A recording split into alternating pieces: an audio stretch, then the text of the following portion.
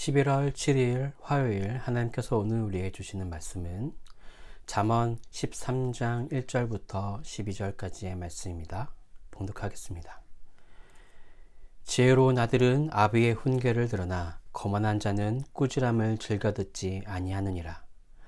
사람은 입의 열매로 인하여 복록을 누리거니와 마음이 괴사한 자는 강포를 당하느니라. 입을 지키는 자는 자기의 생명을 보존하나 입술을 크게 벌리는 자에게는 멸망이 오느니라. 게으른 자는 마음으로 원하여도 얻지 못하나 부지런한 자의 마음은 풍족함을 얻느니라. 의인은 거짓말을 미워하나 악인은 행위가 흉악하여 부끄러운 데에 이르느니라. 공의는 행실이 정직한 자를 보호하고 악은 죄인을 패망하게 하느니라. 스스로 부한 채 하여도 아무것도 없는 자가 있고 스스로 가난한 채 하여도 재물이 많은 자가 있느니라. 사람의 재물이 자기 생명의 속전일 수 있으나 가난한 자는 협박을 받을 일이 없느니라. 의인의 빛은 환하게 빛나고 악인의 등불은 꺼지느니라. 교만에서는 다툼만 일어날 뿐이라. 권면을 듣는 자는 지혜가 있느니라. 망령되이 얻은 재물은 줄어가고 손으로 모은 것은 늘어가느니라. 소망이 더디 이루어지면 그것이 마음을 상하게 하거니와 소망이 이루어지는 것은 곧 생명나무니라. 아멘. 우리가 지금까지 잠언에서 살펴본 것처럼 오늘도 악인과 의인을 대조하면서 우리 말씀을 전하고 있습니다. 특히 오늘 말씀은 지난 말씀처럼 언어 생활에 대해서 언어 생활의 중심적인 생활에 대해서 이야기를 하고 있습니다. 자, 그럼 1절에서는 뭐라고 하고 있습니까? 1절입니다. 지혜로운 아들은 아비의 훈계를 들으나 거만한 자는 꾸지람을 즐겨 듣지 아니하느니라. 여기서 듣는다라는 이 말은 단순히 듣는 것을 넘어서는 들은 것을 이해하고 감정적으로 받아들이며 행동으로 옮기는 것까지를 표현하는 포괄적인 표현입니다. 지혜로운 자는 잘 듣는 사람입니다. 이는 겸손함을 겸비한 지혜로운 자에게는 당연한 일일 것입니다. 자신의 부족함을 잘 알고 또 자신을 다스리는 자, 자기 스스로를 다스리는 자와 같은 겸손한 사람은 다른 사람의 말을 주의 깊게 듣고 자신에게 적용하려고 하기 때문입니다. 그러나 교만한 사람, 즉 거만한 사람은 자신의 힘으로 어느 정도 해결할 수 있으리라는 그런 강한 신념을 가지고 다른 사람들의 말을 듣지 않습니다. 이러한 사람이 거만한 사람들이라고 잠언은 소개하고 있습니다. 그러면서 2절에서는 입의 열매로 말미암아 복을 누릴 것을 언급하고 있습니다. 나의 입술의 열매는 무엇일까요? 우리의 입술의 열매는 무엇이 있습니까? 내 입에서는 어떠한 것들이 나오고 있습니까? 안 된다, 힘들다, 걱정이다, 괴롭다 와 같은 부정적인 단어가 많습니까? 아니면 희망이 있다, 넘어설 것이다, 걱정 없다 와 같은 긍정적인 단어가 많은지 내 삶의 내 입술을 다시 한번 돌아보는 시간이 되시길 바랍니다. 우리의 입의 열매로 말미암아 복을 누릴 수 있기 때문입니다. 자, 그러나 마음이 괴사한 사람은 강포를 당한다고 오늘 말씀은 선언합니다. 마음이 괴사한 사람을 원어적인 표현으로 풀어보면 그의 영혼과 마음이 불성실하며 악을 도모하며 자신의 이익을 위해 은밀하게 타인을 해치려는 자라고 표현할 수 있습니다.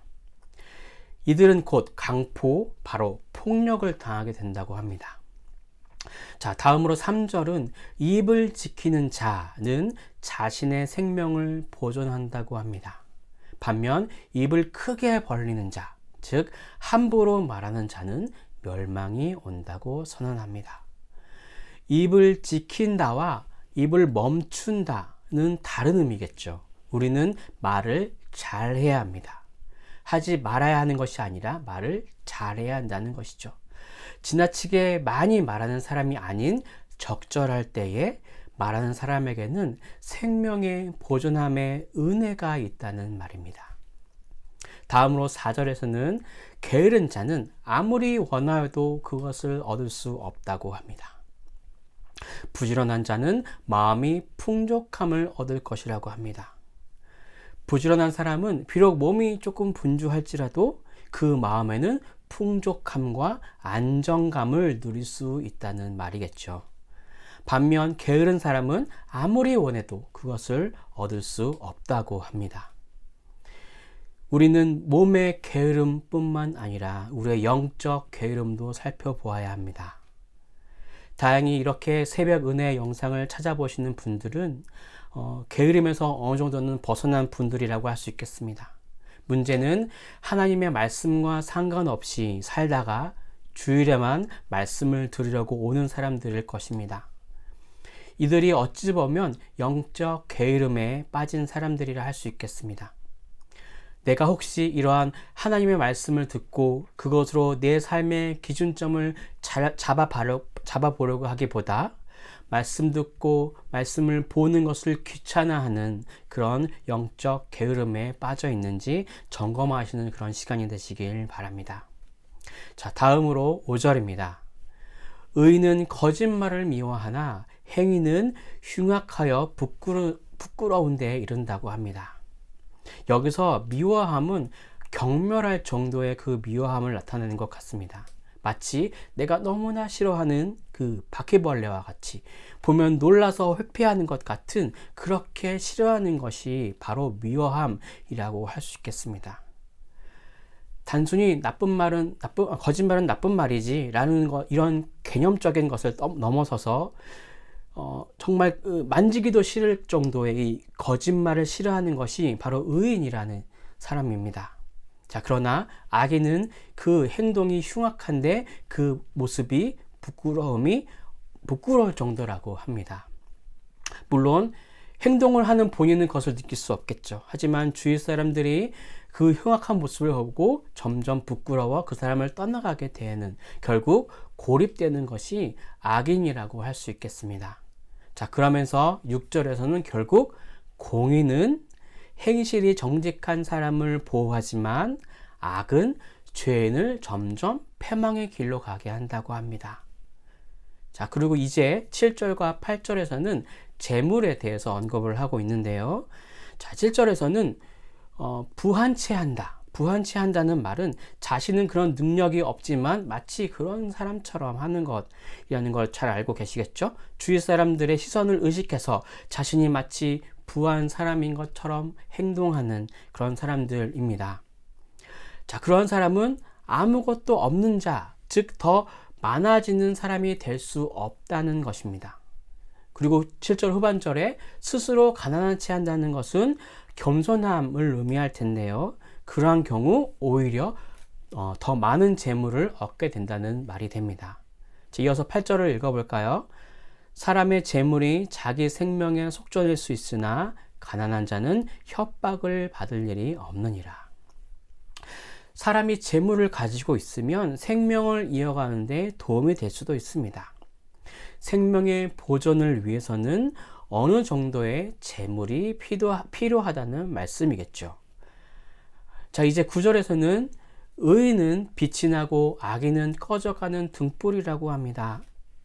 나는 지금 빛나는 사람입니까? 아니면 꺼져가는 등불입니까? 한번 고민해 보시는 시간 되시길 축복합니다. 다 이어서 10절입니다. 교만에서는 다툼만 일어날 뿐이라고 합니다. 그리고 겉면을 듣는 자가 바로 지혜로운 자라고 합니다.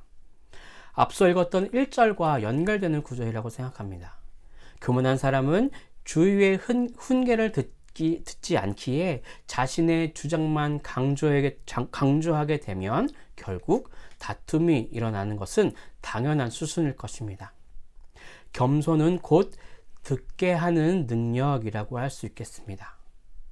자, 그리고 이어서 다음으로 11절에서는 망령되이 얻은 재물에 대해서 나오는데요. 자, 망령되이 얻는 재물이 무엇입니까? 이것은 부정적인 방법으로 얻은 것일 수도 있겠고요. 또는 쉽게 얻은 것, 나의 노력과 상관없이 우연히 얻는 재물이라고 할 수 있겠습니다. 자, 그 재물이 어떻게 된다고 합니까? 자, 줄어간다고 합니다. 그리고 자신의 손으로 모은 것은, 자신의 능력으로 모은 것은, 자신의 노동력으로 만든 것은 늘어난다고 성경은 분명히 선언하고 있습니다. 자, 마지막으로 12절은 약간 해석하기 어려운 구절이라고 할 수 있겠습니다. 앞선 구절처럼 의인과 악인을 분명히 구별하는 것도 아니어서 주어가 분명하지 않아서 해석하기 쉽지는 않지만 새 번역을 통해서 한번 그 내용을 살펴보려고 합니다. 12절의 새 번역본의 구절을 읽어드리겠습니다. 소망이 이루어지지 않으면 마음이 병들지만 소원이 이루어지면 생명나무를 얻는다. 이렇게 번역하고 있습니다. 생명나무를 얻음은 생명의 근원을 얻는 것이라고 할 수 있겠습니다.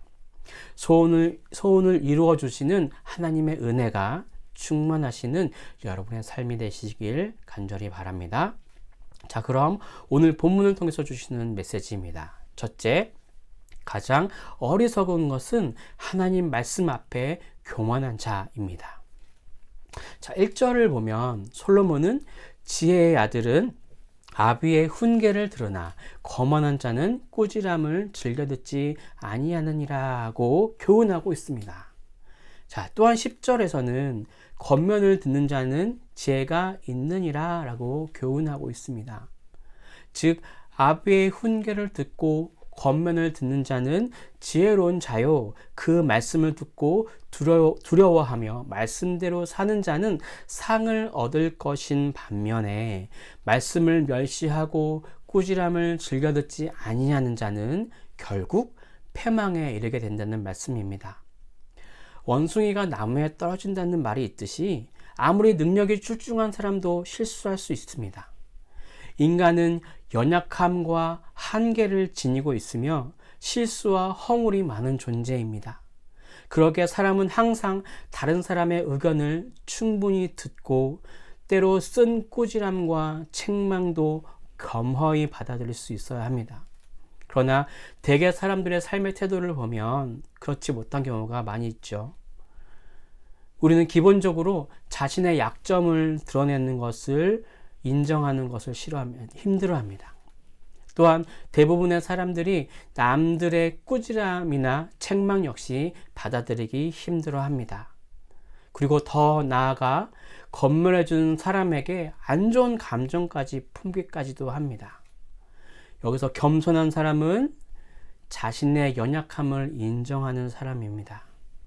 내가 가진 것을, 하나님이 주신 것을 정확히 깨닫는 것도 중요하지만 내가 없는 것, 내가 얼마나 부족한 사람인가를 깨닫는 것 또한 우리에게는 너무나 중요한 일입니다. 겸손할 때 들을 수 있고 겸손할 때 변화될 수 있습니다. 오늘 혹시 내가 하나님 말씀보다 앞선 것들이 무엇이 있는지 점검해 보시고 겸손함을 이루어 가시는 하루가 되시길, 그런 하루가 되기를 결단하는 시간이 되시길 축복합니다. 정직하게 하나님 앞에 내 마음을 내어놓으시고 하나님께서 회복하실 것을 믿음으로 기도하시는 그런 시간이 되시길 간절히 바랍니다. 자, 그럼 오늘 본문을 통해서 주시는 두 번째 메시지입니다. 둘째, 물질은 인생의 목적이 아닌 섬기기 위한 수단입니다. 8절을 보시면 사람의 재물이 그 생명을 속할 수 있으나 가난한 자는 협박을 받을 일이 없느니라 라고 말하고 있습니다. 재물이 생명을 속할 수 있다는 말은 생명이 위급한 상황에 처했을 때 재물로 생명을 구할 수도 있다는 것이겠죠. 이는 재물이 이 세상을 살면서 매우 중요한 것으로 어떻게 사용하느냐에 따라서 큰 힘을 가질 수도 있게 된다는 말입니다. 그러나 이 구절은 재물의 부정적인 측면도 암시하고 있습니다. 가난한 자가 협박받을 일이 없다고 말하고 있는데 이는 역으로 생각해 볼 때 재물로 인해 협박을 받을 수도 있음을 암시하고 있다고 볼 수 있기 때문입니다. 즉 재물은 이렇게 양면성을 가지고 있습니다. 그래서 오늘 말씀은 재물만을 얻으려고 끝도 없이 달려가는 어리석은 삶을 살 필요도 없고, 또 반대로 너무 가난하게 되어 업신여김을 당하거나 스스로 자신의 삶을 책임지며 살아갈 수 없는 처지에 놓임으로 하나님의 영광을 가리우는 일이 없을 것을 교훈하고 있다고 할 수 있겠습니다. 우리는 더 욕심내어 더 많은 것을 가지려고 외치지 않고 적당히 생명의 유익을 위해 살아가며 나머지는 이웃과 나눌 때 내 몸과 마음의 온전한 평안을 누릴 수 있게 됨을 기억하시길 바랍니다. 우리는 살다 보면 의도치 않게 재물이 사라지게 될 경우도 생깁니다. 이럴 때 바로 나눔을 받아야 할 때이며, 또한 그렇게 받은 은혜를 이제는 다른 사람에게 나누어 주는 것이 바로 예수를 따르는 그리스도인이라 할 수 있겠습니다. 자족하는 마음으로 이미 내게 주신 것들을 하나님을 위해서 또 이웃을 위해서 사용하시는 삶을 살아봅시다. 그것이 더 큰 축복을 하나님으로부터 받게 할 것입니다. 하늘에 쌓일 그 상급을 기억하며 물질만을 위해 살아가는 그런 세상적인 삶이 아니라 나눔이 필요한 것이 어디 있는지 발견하고 그곳에 나의 손길을, 또 우리의 손길을 얻는 그런 생명을 전하는 우리가, 또 제가 되기를 간절히 바랍니다. 기도하겠습니다. 사랑과 은혜가 충만하신 주님, 오늘도 이렇게 말씀으로 우리 아침을 깨울 수 있도록 해주신 주님 너무 감사드립니다.